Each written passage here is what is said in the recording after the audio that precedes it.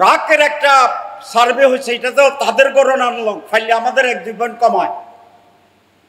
তারা বলছে তারা 12, আমরা 10.5, 10.47।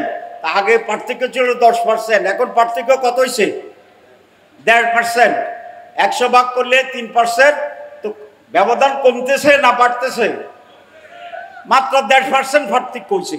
আরো 5 মাস আছে, আরো অনেক চাঁদাবাজি আছে, আরো অনেক দখল আছে, আরো অনেক পাথর দিয়ে মানুষকে জীবিত মারি ফেলা আছে। এগুলোকে হইব না, হইতো না?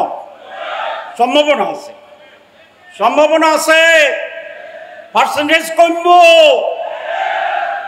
ইনশাআল্লাহ। তার সাথে এই যে এখানে আসি বলছে সব যদি যোগ হয় তাহলে এখনো প্রায় কাঁধে কাঁধ, সমানে সমান।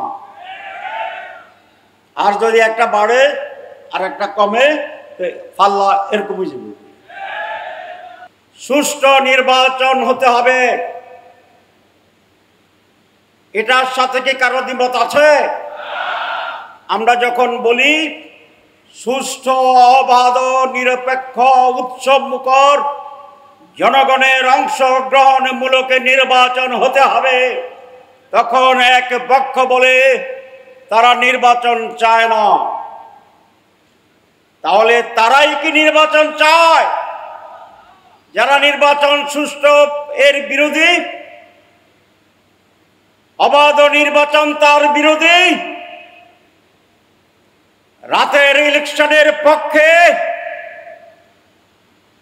সুতরাং তারাই নির্বাচন নিয়ে ষড়যন্ত্র করছে, যারা সুষ্ঠু অবাধ নির্বাচন অনুষ্ঠানে বাধা তৈরি করছে।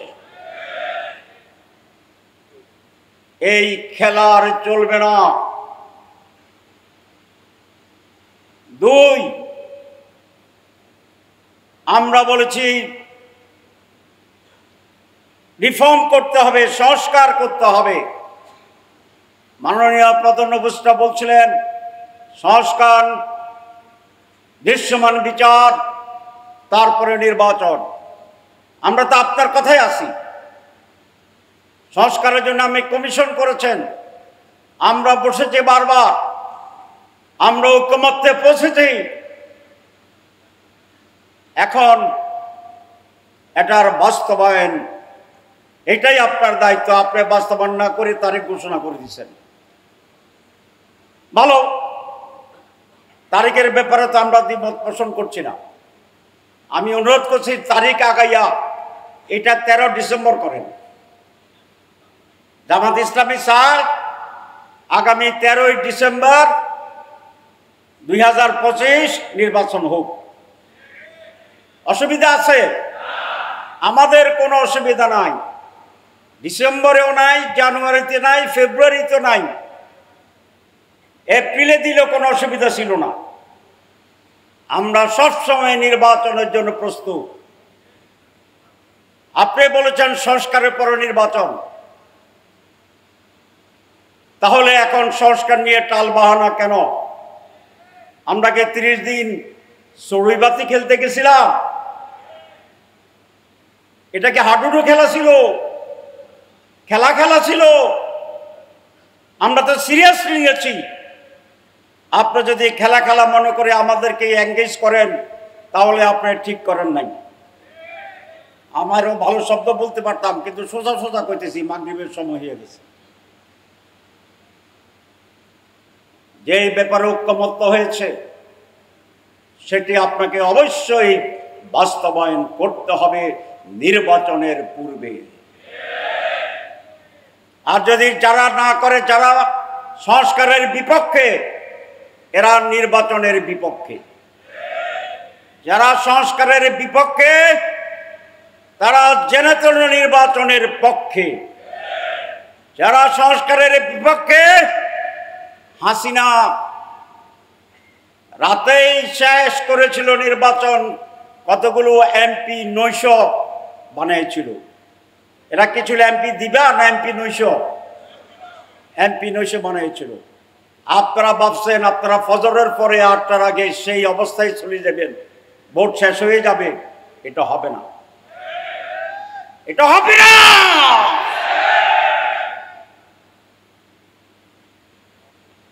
কেন হবে না? জনগণ, যে জনগণ আপনাদেরকে গদিতে বসাইছে, সেই জনগণ এখনো মরে নাই, চেতনা যায় নাই। অনেকে ভাবছেন আমরা বিভক্ত হয়ে গেছি আর চেতনা নাই, আছে। যদি না থাকতো শেখ হাসিনা টুস করছে আর 32 নম্বর শেষ, সব আবার এক হয়ে গেছে না? এইবারও পিয়ার যদি না দেন, সুষ্ঠু নির্বাচন যদি না করেন, পিয়ার তো আপনিই বলছেন প্রস্তাবে আপার হাউস লো পিয়ার। আপার হাউস মানে কি? তাল গাছের পুরাটার উপরেরটা হচ্ছে পিয়ার, আপার হাউস। তো নিচেরটা যদি কিচ্ছু না হয় তো উপরে যাবেন কেমনি? কথা বোঝা গেছে? উপরেরটা ফিয়ার, নিচেরটা ডিয়ার। তো তাহলে উপরে ফিয়ারে যাইতে হলে নিচে তো ফিয়ার হইয়া বাইরে সেই বাইরে তো যাইতে হইবে। এই কথাটা ওনারা বোঝে না। এই মুহূর্তে দরকার পিয়ারের সরকার, এটা এখন স্লোগান। আর ওনারা বলে আমরা ডেমোক্রেসি বিশ্বাস করি। ডেমোক্রেসি মানে হচ্ছে অধিকাংশ মানুষের মত। তো পিয়ারে তো 72% মত দিছে। তাহলে জনগণ পিয়ার বুঝে না? বুঝে না। না বুঝলে 72 দিছে কেমনি? না দিলে 39 দেয় নাই কেমনি? তাহলে বুঝে তো বুঝে বুঝে তো 71 ভাগ দিছে। তো 71 ভাগ দিলে এটা মেজরিটি, এটা তো গণভোট। গণভোট হয়ে গেছে পিয়ারের ব্যাপারে। আর যদি আইনি ভিত্তিতে চান, এটা গণভোটটা হয়েছে, তবে এরকম হয়েছে যেরকম এই সরকার আপাতত সংস্কার হয়েছে বলতেছে, গণভিত্তি হয়নি। পিয়ারও হয়েছে, সংস্কারও হয়েছে, দুইটার কোনো আইনগত ভিত্তি হয়নি।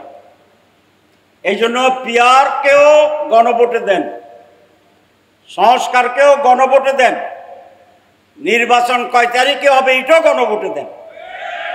সবটা মিলে একটা প্যাকেজ গণভোট করেন। জনগণ যাহা বলিবে আমরা তাহাই মানিয়া নিব। আমরা কি ডেমোক্রেসির কথা বলছি না স্বৈরতন্ত্রের কথা বলছি? ডেমোক্রেসি। আর যারা মেজরিটিকে না মেনে ক্ষমতায় যেতে চায়, এটার নাম কি? ফ্যাসিবাদ, স্বৈরাচার। আমাদের বন্ধুরা যখন বলে যে আমরা ক্ষমতায় গিয়ে এটা পূরণ করব, তখন আমি খুব ভয় পাই। কেন ভয় পাই? আপনারা যে ক্ষমতায় যাবেন এই গ্যারান্টি পাইলেন কোথায়? এই গ্যারান্টি তো হাসিনা পাইছিল। হাসিনা আগেও জানতো ভোট ছাড়া আমি এমপি, আমি সরকার, সেটা সেই জন্য সে আগে বলে দিত। 41 পর্যন্ত সে প্ল্যানিং ঘোষণা করে দিছে। তাহলে আপনারা যে যাইবেন, যাইয়া করবেন, এই গ্যারান্টি কোথায় পেলেন? এখানে ষড়যন্ত্রের গন্ধ পাওয়া যায়, একটি ব্ল্যাক পরিকল্পনার গন্ধ পাওয়া যায়। জানতনাভাবে ভোট কেটে নির্বাচন হওয়ার আর একটি গন্ধ পাওয়া যায়। আপনারা যাবেন, প্রথম আমারও একটা সন্দেহ ছিল, বোধহয় যাইতেও পারে। এখন কতগুলো সার্ভে হয়েছে, সার্ভে বুঝেন, জনমত যাত্রায় একটি সানের নামে সার্ভে কমিটি বলেছে তারা 42, আমরা 32। 3 মাস আগে, সর্বশেষ 2 সপ্তাহ আগে ব্রাকের একটা সার্ভে হয়েছে। এটা তো তাদের গণনার লোক, ফাইলে আমাদের 1-2 পয়েন্ট কমায়। তারা বলছে তারা 12, আমরা 10.5, 10.47। আগে পার্থক্য ছিল 10%, এখন পার্থক্য কত হয়েছে? 1.5%। 100 ভাগ করলে 3%। তো ব্যবধান কমতেছে না বাড়তেছে? মাত্র 1.5% পার্থক্য হয়েছে। আরো 5 মাস আছে, আরো অনেক চাঁদাবাজি আছে, আরো অনেক দখল আছে, আরো অনেক পাতা দিয়ে মানুষকে জীবিত মারি ফেলা আছে। এগুলোকে হইব না? হইতো না? সম্ভাবনা আছে, সম্ভাবনা আছে। পার্সেন্টেজ কমব ইনশাআল্লাহ। তার সাথে এই যে এখানে আসি বলছে সব যদি যোগ হয় তাহলে এখনো প্রায় কাঁধে কাঁধ সমানে সমান। আর যদি একটা বাড়ে আর একটা কমে পাল্লা এরকম হইতে পারেনি।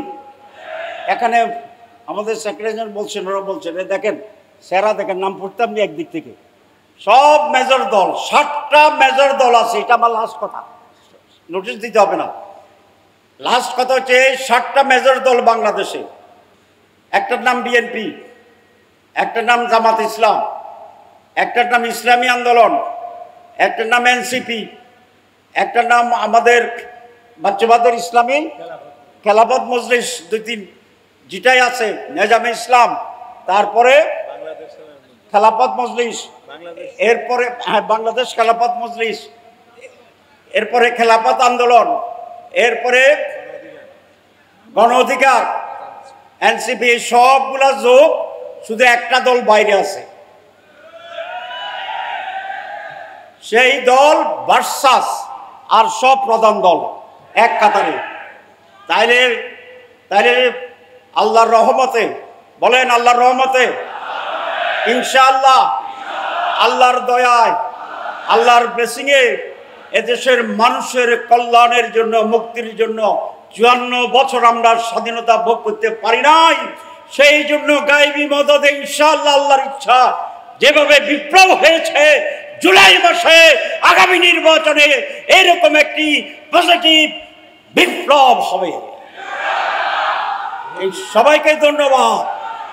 শেষ কথা, আমরা যারা পিয়ার চাই, যারা সংস্কার চাই, যারা দুর্নীতিমুক্ত বাংলাদেশ চাই, সবাই মাঠে আবার ঐক্যবদ্ধভাবে যৌথভাবে আমরা এই দাবি পূরণে সরকারকে বাধ্য করব। আবার একটা শেষ কথা, কিন্তু আমরা চাই না এত রক্তপাতের পরে আবার উত্তেজনা রাজপথে। আমরা শান্তি চাই, সমৃদ্ধি চাই, সমঝোতা চাই। 2টা প্রস্তাব দিয়ে শেষ করব যেটা আসছে। এক, প্রধান উপদেষ্টা মহোদয়, আপনার প্রতি সুনির্বন্ধ অনুরোধ, নির্বাচন নিয়ে আপনি দলগুলোর সাথে বসেন, আলাপ আলোচনা করেন, একটা রাস্তা বের করেন।